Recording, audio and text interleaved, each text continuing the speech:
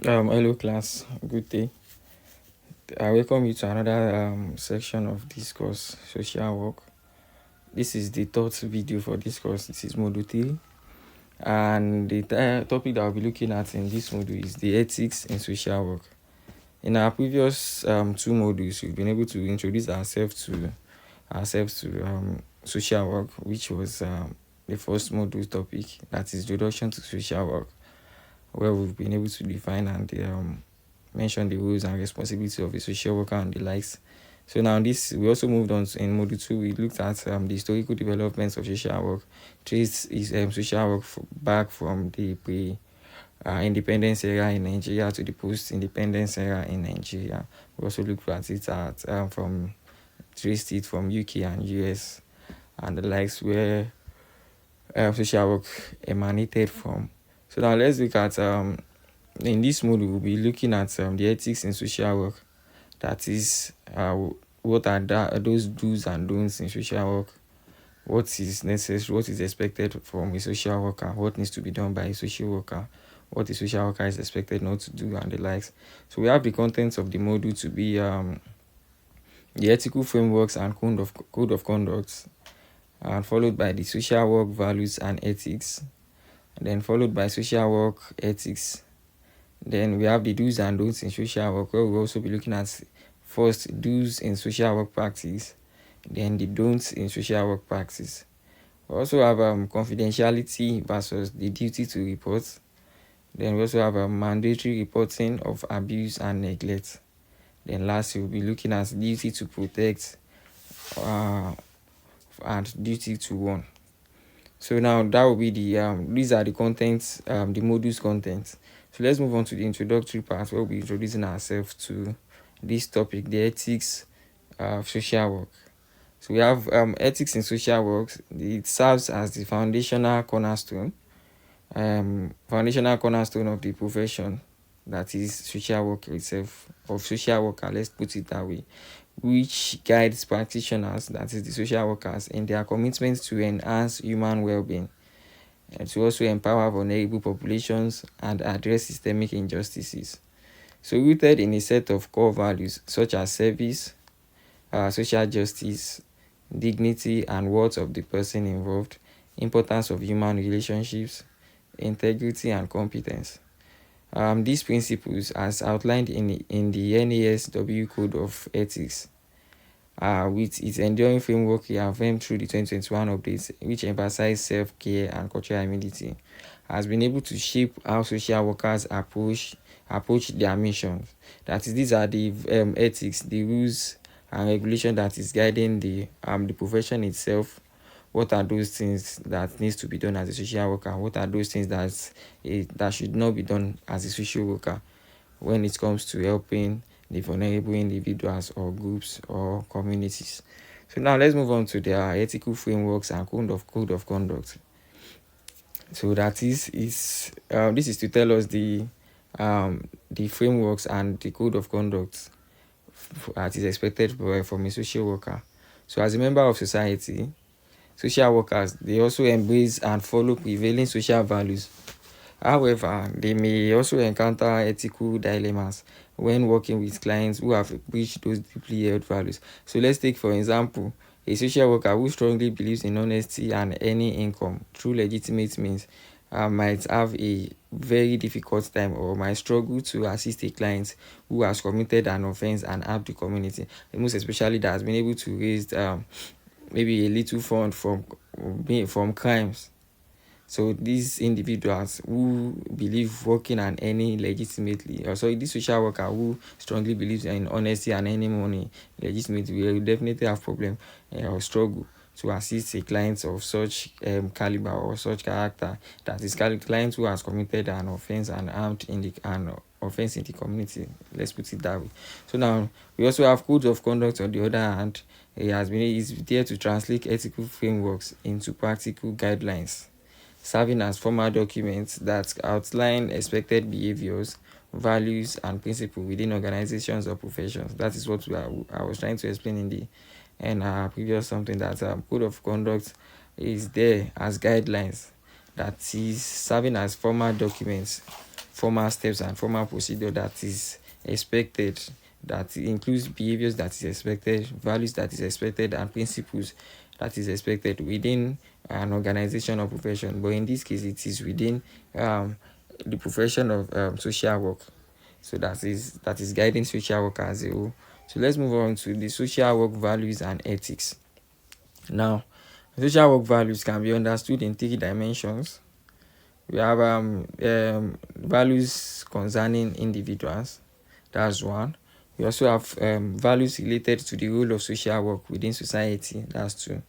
And finally, that's the values that define ethical professional conduct. So that's the third one. So this simply implies that social work values can be best unknown or understood in three dimensions, where we have one to be values that has to do with individuals, people around us, we as a person and us. These are the values that is concerning that. Then we have the second one to be values related to the role of social work within society. So these are the values that comes with being a social worker. What are those roles and responsibilities that is expected from social worker? Then the last is the value that define ethical professional conduct. These are the values that define being a professional social worker. So now the core values of social work are outlined below as follows. Sorry, we have one to be service. That's one of the major social work values. The service. This is the primary objective of social workers. The primary objective of social workers is there to assist individuals in need and address societal issues. That's the main service that they offer. Which the second one is the social justice. And under that, we have that social workers actively challenge and combat social injustice. They advocate for societal transformations, particularly those benefiting vulnerable and marginalized people groups. So they are there to give justice and challenge and combat social injustice, mainly for with those that are benefiting from vulnerable and marginalized groups. When there is an organization, there will definitely be some set of people that are benefiting or using them as business. So these are the main people that the social worker actively or challenge or combat for social injustice. Now we also have competence as one of the objectives of social as one of the values of social worker. Competence. So competence, social workers practice only within their realms of expertise and continually develop their professional knowledge and skills. So now let's move on to social work ethics now.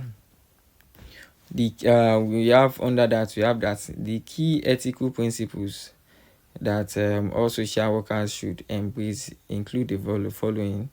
One, we have they should honor the inherent dignity of each person. They should honor the inherent dignity of each person. So because this forms the foundation of all interpersonal interactions, when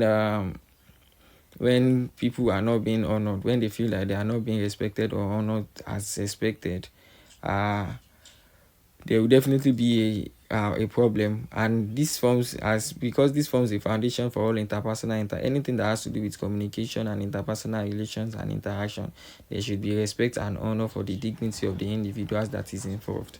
So now let's move on to the second one under the key ethical principles that all social workers should embrace. We have the second one to be the trust in the client's capacity to make progress toward their own objectives. That is trusting the clients enough to make progress towards their own objectives. So we have the third one to foster relationship with individuals while also valuing their unique traits regardless of their caste, community, creed, status, or social background, regardless of where they come from and all. So we have the first one under the key ethical principles that all social workers should embrace. The first one is to acknowledge that one of the greatest contributions to another person may be provide. Sorry about that. One of the greatest, as I was saying, one of the greatest contributions to another person is maybe to providing opportunities for them to develop and utilize their own abilities. So that's that under social work ethics. So now let's move on to the do's in social work practice. We said we'll be looking at the do's and don'ts in social work. So this is the first one, which is the do's. What are those things that is expected from a social worker? What are those things that you need to do as the profession as a whole? What are those things that a social worker must do? We have one: to be a social worker must prioritize his or her client's well-being and self-determination. That is under that, always promote the interests and autonomy of clients, respecting their rights to make decisions about their own lives, while also assisting them in clarifying goals. That is, you leave them to make the right decision from themselves. Let them make their decision, but do not forget that you are also there to respect to assist them in clarifying goals. Then we have to be that to maintain confidentiality and privacy.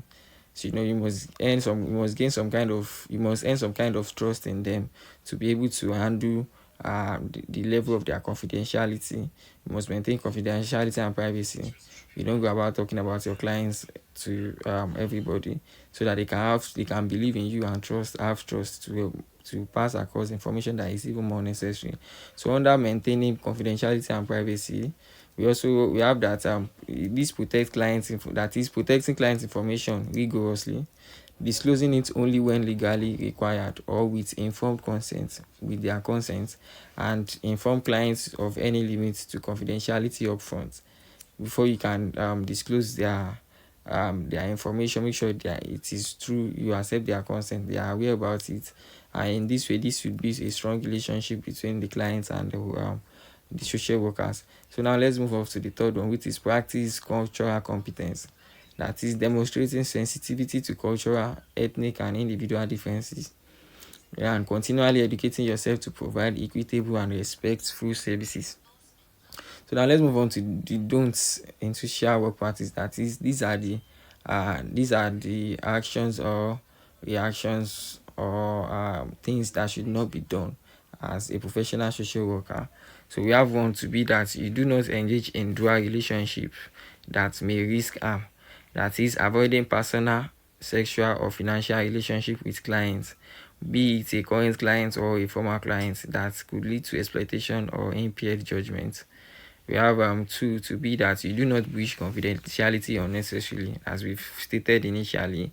That is, never share client's information without proper authorization from the client himself or herself, or legally, except in cases of imminent harm or legal mandate.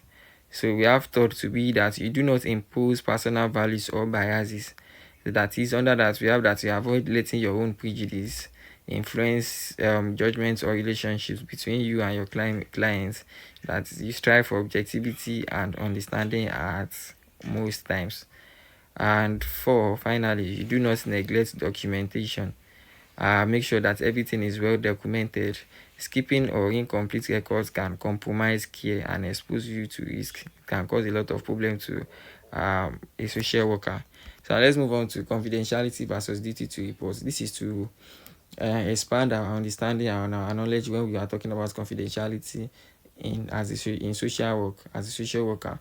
So now, confidentiality is a cornerstone of social work practice that is rooted in profession's commitment to clients' privacy, trust, and self-determination. However, it is not absolute. Social workers must also protect clients' information obtained during professional services, except for compelling professional reasons. Key exceptions include the following.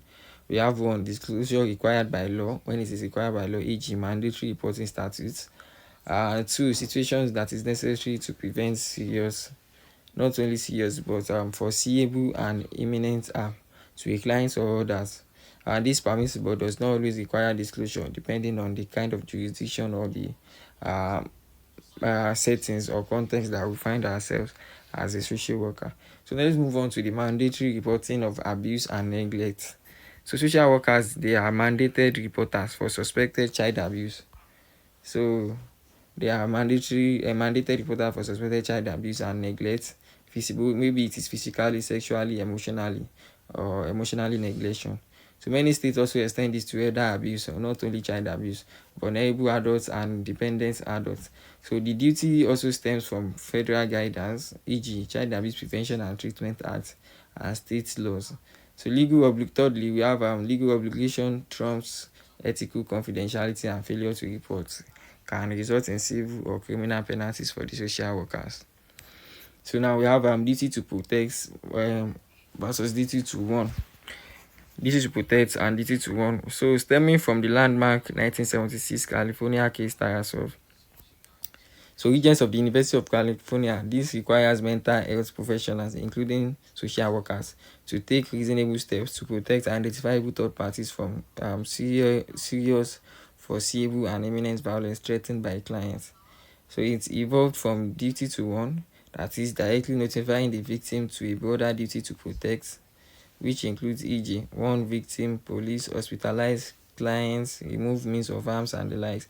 And moving on, it also applies when there is specific identifiable victim, serious threat and ability or plan.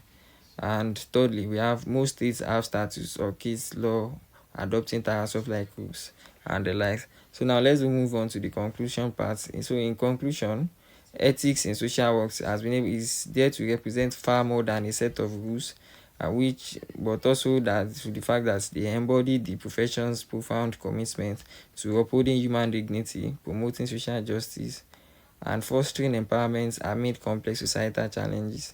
So, however, through foundational frameworks, social workers are equipped with structured guidance to navigate dilemmas involving confidentiality, boundaries, power imbalances, and competing obligations.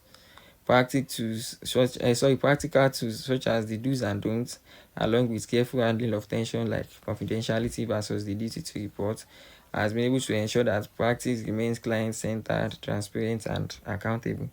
Thank you. That will be the end for this module.